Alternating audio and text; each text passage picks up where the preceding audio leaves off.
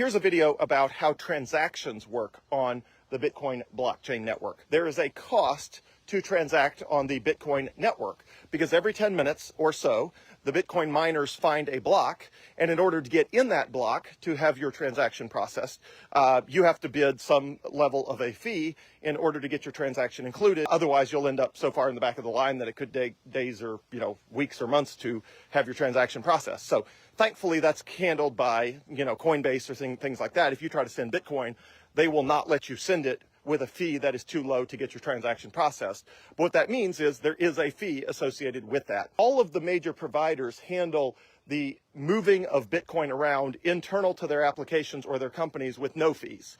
So for example, if somebody texts me and, the word Bitcoin, I send them $30 of free Bitcoin. Now, Coinbase allows you to send Bitcoin to a phone number, an email address, or to a official Bitcoin address. If I'm sending someone Bitcoin within Coinbase, if they have an account with that phone number tied to it, they will get $30 of Bitcoin automatically when I send it. If they don't, they will get a text message asking them to set up an account.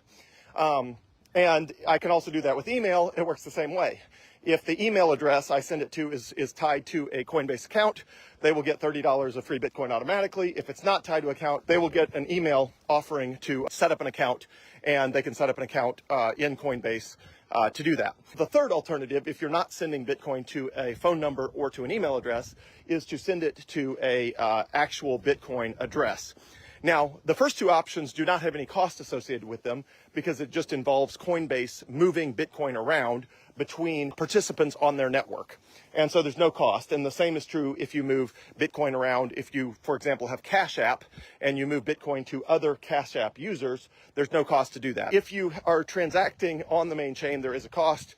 It goes up and down. What that means is, for payments, typically you need to use a layer 2 solution, something like Visa or MasterCard tied to Bitcoin, like the Coinbase debit card, or the Bitcoin Lightning Network, which is the network specifically designed for Bitcoin to do payments, which basically costs a fraction of a cent to process payments on the Lightning Network. But if you're transacting on the main chain, again, there is absolutely some cost associated with it, which is what pays the Bitcoin miners who are securing and auditing the network. Anyway, those are a few highlights of how Bitcoin transactions work. Hopefully it's helpful.